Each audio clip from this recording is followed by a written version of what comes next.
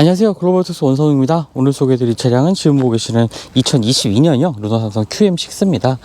사실 지난해에도 이 QM6를 소개해드리기도 했었고, 지지난해에도 연식변경 모델을 소개를 해드리기도 했었죠. 뭐 디자인의 변화, 파워트레인의 변화가 소소하게 계속 매년 바뀌고는 있지만 극적인 변화는 좀 찾아보기 힘듭니다. 오늘 소개해드릴 차량 역시 편의 기능의 옵션 사양에 있어서의 개선만 있었을 뿐이고요. 지난해 소개해드렸던 LPG 모델과 큰 차이는 없습니다. 오늘 소개해드릴 차 2.0 LPE 엔진을 탑재한 모델이고요. 국내 유일의 LPG SUV로서 좀 독보적인 존재감을 드러내고는 있죠.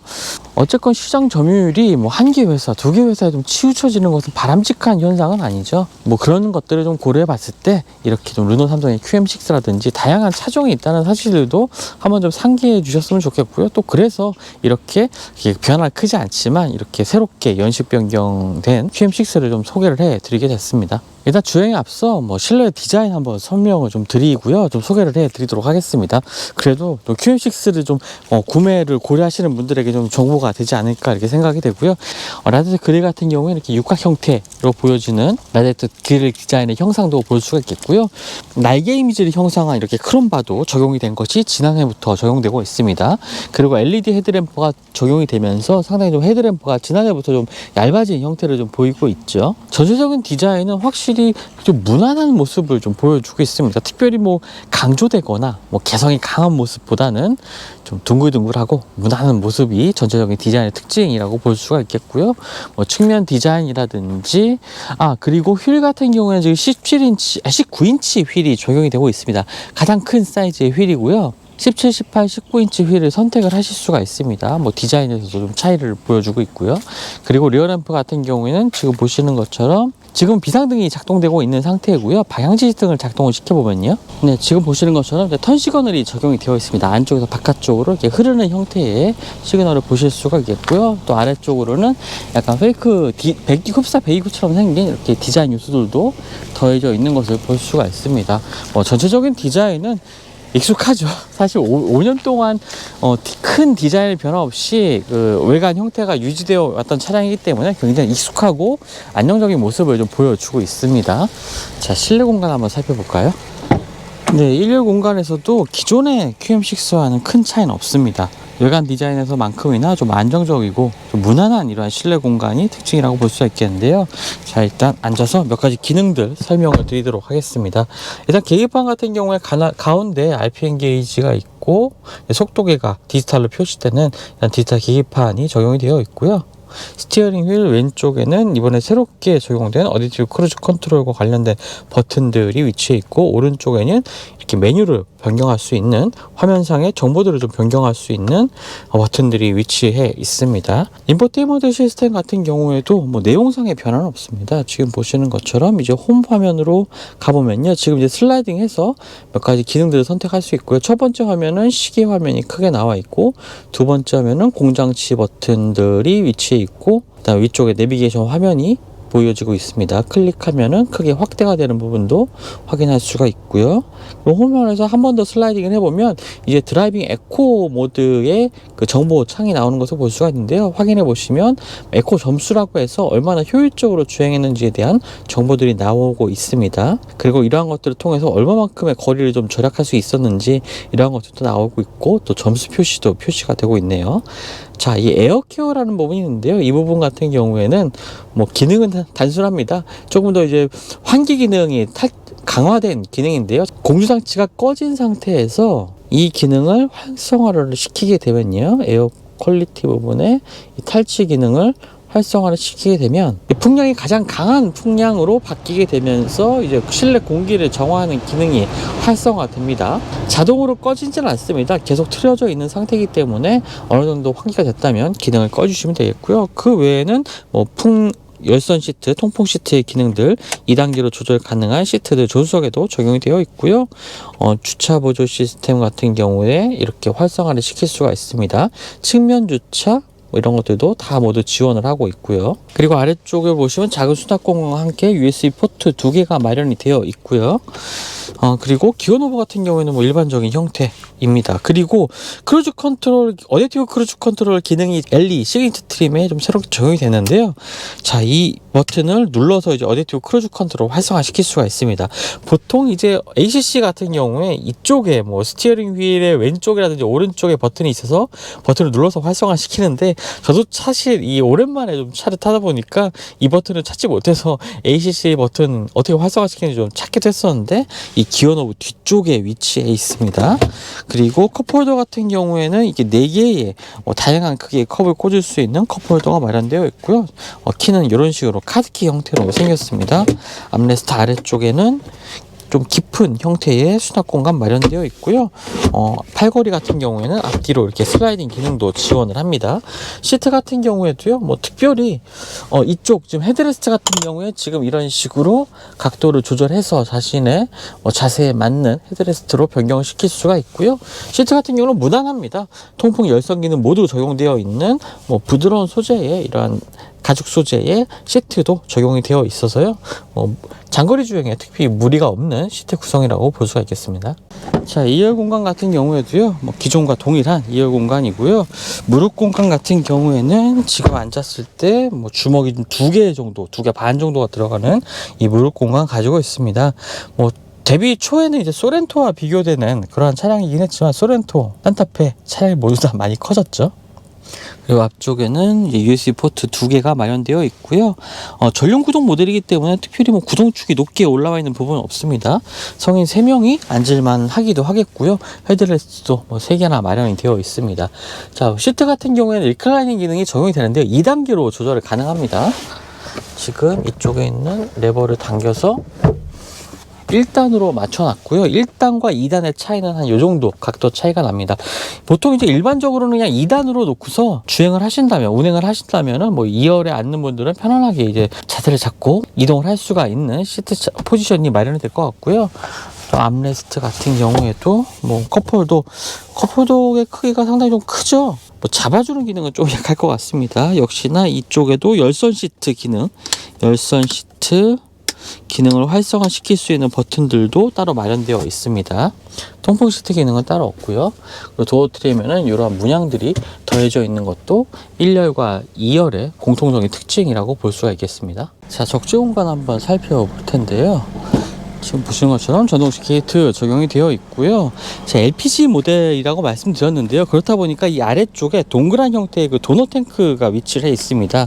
그래서 기본적인 가솔린 모델보다 조금 더 이렇게 바닥면이 올라와 있는 것을 볼 수가 있죠. 물론 이 아래쪽에 이 도넛 탱크가 위치해 있는 것을 열어서 확인해 볼 수는 없습니다. 안전상의 이유로 그런 것들은 모두 다 접근할 수 없도록 이렇게 되어 있고요. 또 요번에 옵션 추가된 사양 중에 이제 이지 폴딩 기능이 적용이 됐습니다. 이 레버를 당겨서 시트를 간단하게 접을 수 있게 되겠고요. 시트를 모두 한번 접어 볼까요? 접는 경우에는 지금 보시는 것처럼 비교적 평탄하다든지 이 시트와 적재 공간 사이에 틈이 없는 굉장히 넓은 공간을 확보를 할 수가 있습니다. 일전에 그 차박 영상도 한번 QM6로 차박 가는 영상도 한번 보여드리기도 했었는데요. 그만큼 이 적재 공간에 있어서 굉장히 좀 여유도 있고 활용도도 좋은 이런 적재 공간, 그리고 시트 공간을 확인할 수가 있겠습니다. 네, 파워트레인은 이제 2.0L LPG 엔진이 탑재가 되어 있습니다. 2.0 LPE 엔진이고요. 지금 보시는 것처럼 상당히 좀 정숙하죠. LPG 엔진이 좀 그런 편이긴 하고 진동이 심하지는 않긴 하지만, 특히나 이 르노 삼성의 이 LPG 엔진 같은 경우에는 더욱더 그러한 특성이 좀 두드러지는 것 같습니다. 차음도 잘 되어 있는 편이고요. 실내에서도 이 엔진의 떨림이라든지 소음 이런 것들은 쉽사리 좀 느끼기가 어렵습니다. 가스 리프트도 마련되어 있어서 편의성을 좀 더하고 있고요. 오랫동안 사용되어 온 엔진인 만큼 그만큼 이제 성능이라든지 내구성 이런 것은 충분히 검증된 엔진이라고 보실 수가 있겠습니다. 일반적인 가솔린 엔진보다 연비가 그렇게 좋은 것은 아닙니다. 일반적으로 LPG 엔진이요. 하지만 저렴한 연료 값을 통해서 어느 정도 운행비를 절감할 수 있는 그런 장점이 있는 또 검증된 엔진이라고 볼 수가 있겠습니다. 네, 그럼 2022년형 QM6의 한번 주행 성능 알아보도록 하겠습니다. 사실 조금 주행 성능 얘기하기가 민망하네요. 벌써 매년 지금 QM6를 소개를 해왔었고 변화폭도 크지 않습니다. 이 파워트레인, LPG 파워트레인 같은 경우도 2년 전에 좀 바뀌었던 그 파워트레인이 그대로 좀 적용되어 있기 때문에 그리고 뭐 차량의 설정 세팅 자체도 변화는 없었습니다. 그렇기 때문에 뭐 이렇게 두드러진 변화를 좀 얘기 드리기는 좀 어렵긴 하겠지만 그래도 시승을 하는 만큼 또 관심 있는 분들에게 좀 정보를 좀 전달을 해 드리도록 하겠습니다. 자, 지금 이제 곡선주로에 접어들었는데요. 이 상황에서의 움직임을 다시 한번 체크를 해보죠. 사실 굉장히 무난한 차량입니다. 뭐 디자인에 있어서 그렇긴 하지만 지금 이 코너링에서의 모습도 비교적 안정적으로 좀 속도를 높여서도 이 코너링을 공략할 수 있는 모습도 볼 수가 있겠는데요. 이 전고가 상당히 높은 이런 SUV 모델임에도 불구하고 좌우롤이 비교적 이 QM6는 잘 억제가 되어 있습니다. 뭐 출렁거린다든지 뭐 차량이 좌우로 좀 기웃동한다든지 하는 움직임도 그렇게 크게 잘 느낄 수가 없는데요. 이런 것들이 뭐 지금 같은 코너링에서 뿐만 아니라 지금처럼 이제 차선을 바꾸는 상황에서도 뭐 그렇게 좌우의 롤이 크게 느껴지지 않습니다. 사실 이런 것들이 SUV를 운전하면서 어떻게 보면 운전자들에게 조금 불안감, 고속주행 시의 불안감이라든지 코너링에서의 불안감 이런 것들을 줄 수 있는 부분이기도 한데 이런 점들이 상당히 잘 억제가 되어 있죠. 확실히 이런 점에 있어서는 경쟁 모델들과 비교해서도 그렇게 뒤처지지 않는 모습을 보여주고 있습니다. 차량의 거동에 있어서는 여전히 좀 만족스러운 모습 보여주고 있고요. 자, 2.0L LPG 엔진이 탑재가 되어 있습니다. 사실 LPG 엔진 같은 경우에는 뭐 연비가 사실 좋은 건 아니죠. 하지만 저렴한 연료비를 통해서 좀 유지비를 좀 절감할 수 있는 부분 때문에 여전히 많은 분들이 찾고 계시는 이 파워트레인 중에 하나인데 국내는 LPG SUV가 QM6밖에 없습니다. 그렇다 보니까 좀 QM6 판매량의 많은 부분이 여전히 LPG 모델을 선택하는데 좀 모아져 있는 부분도 있고요.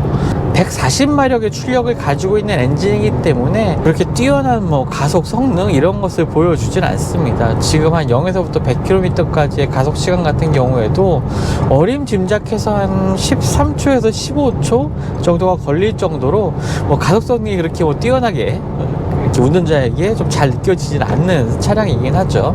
하지만 이렇게 주행을 해보면 특별히 이렇게 답답하다는 느낌까지는 들진 않습니다. 여유롭게 각 도로에 규정된 속도에 맞춰서 주행을 한다고 한다면 그렇게 부담스럽지 않게 주행할 수가 있고요. 또 앞차를 추월할 때도 지금처럼 좀 가속을 해보면은 좀 엔진음이 좀 실내로 들이치는 부분 있죠.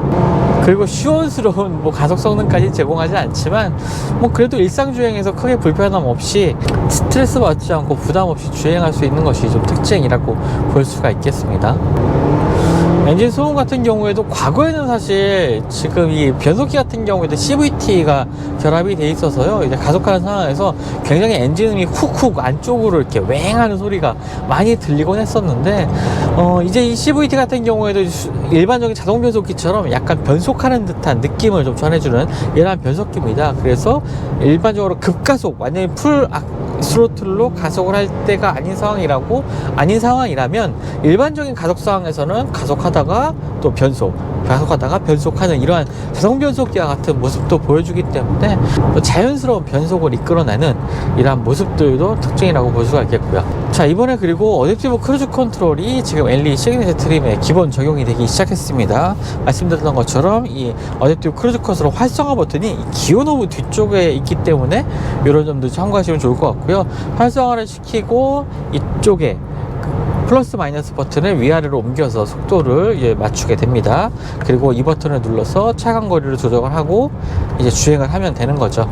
아쉽게도 차선 유지 기능까지는 적용되어 있지 않습니다. 그래서 차선을 유지하도록 이제 조향이 자동으로 되지는 않고요. 차선을 넘어가는 경우에 지금처럼 경고음이 드르륵 하는 이제 경고음이 운전자에게 들리게 됩니다. 지금 사실 체험을 해보면은 LPG 차량과 장거리를 뛰는 분들이라면 굉장히 좀 편안하게 사용할 수 있는 그런 옵션 사양이죠. 이제 상위 트림에서 사용됐던 옵션들이 이제 지금 LE 시그니처 트림에 모두 지금 기본 적용, 대거 좀 기본 적용이 되고 있습니다. 그래서 뭐 차량의 가격 대비 굉장히 좀 다양한 옵션들이 이제 기존 모델과 비교했을 때 갖춰지게 됐고요. 사실 이렇게 좀 다양한 옵션 사양을 기본 적용시키면서 차량 가격을 유지하거나 조금 인하하는, 소폭이라도 좀 인하하는 이러한 경우가 요즘엔 사실상 굉장히 좀 어려운 부분이기도 합니다. 요즘에는 그 첨단 뭐 인포테인먼트 시스템이라든지 편의 기능들, 최신 편의 기능들이 대거 적용이 되면서 현대기아차 같은 경우에는 차량 가격을 기존보다 낮게 책정하는 게 거의 뭐 어려운 일이 돼버렸죠. 최근 출시됐던 키스포 같은 차량들만 보더라도 아무래도 소비자분들의 눈높이가 높아지다 보니까 최신 선호 옵션들을 좀 적용을, 경차에도 적용하게 됐고, 그렇다 보니까 차량 가격이 상당히 좀 기존의 과거의 경차에 비해서 올라간 부분이 있습니다.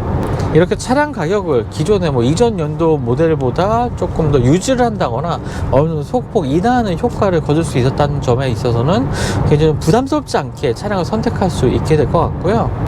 QM6라는 차량 자체도 사실 뭐 스마트폰만 하더라도요, 제가 지금 뭐 쓰고 있는 이 아이폰만 하더라도 많은 분들이 이 아이폰의 기능에 몇 %나 이렇게 사용하실지 좀 의문이 들기도 합니다. 전화를 걸거나 뭐 카톡 앱을 확인하거나 자주 사용하는 앱 같은 거 몇 가지만 확인할 뿐이지 스마트폰의 기능을 모두 사용하기는 좀 어렵다고 보고요. 많은 분들이 그러실 거라고 생각이 듭니다. 자동차 역시도 마찬가지일 거라고 생각이 되고요. 물론 요즘에 최신 기능들을 탑재한 다양한 차들, 고급 사양의 차량들이 많이 나오곤 있지만 뭐 그냥 이렇게 운전하고 편하게 운전하고 여러 가지 기능들 신경 쓸 거 없이 편하게 운전하고 저렴한 유지 비용을 원하는 이러한 소비자분들도 상당히 좀 여전히 많을 거라고 생각이 듭니다. 그런 분들에게는 이 QM6 LPG 모델이 상당히 좀 좋은 선택지가 될 거라고 생각이 들고요. 또 최신 이러한 편의사양 기기들을 사용하시는데 좀 어려움을 겪는 분들도 많이 계실 거라는 생각이 들기도 합니다. 또 그래서 그런 분들에게는 역시나 이 QM6가 좋은 선택이 될 것 같고요. 아무래도 뭐 제 또래 보다는 조금 더 연장자분들이 QM6를 아마 선택을 하셔서 운전을 하신다면은 편하게 만족스럽게 차량을 운행하실 수 있을 거라는 생각이 듭니다. 특히나 요즘에 주유소 가보면 이 가솔린 가격이 상당히 좀 많이 좀 비싸진 것을 확인할 수가 있습니다. 아까 제가 지나면서도 확인해 보니까 거의 한 1680원에서 1700원을 사이의 가격을 좀 보여주고 있더라고요. 서울 시내 같은 경우에는 조금 더 비싸겠죠. 자, 이 정도 가격에서 이제 LPG 같은 경우에 좀 더 매력적인 이 가격 유지 비용을 가지고 있기 때문에 요즘처럼 좀 고유가 시대에는 또 LPG 모델이 좋은 선택지가 될 것으로 보여지기도 합니다. 다양한 파워트레인을 구성하는 것, 그리고 소비자가 그렇게 다양한 파워트레인을 구매할 수 있다는 것은 굉장히 좀 중요한 부분인 것 같습니다.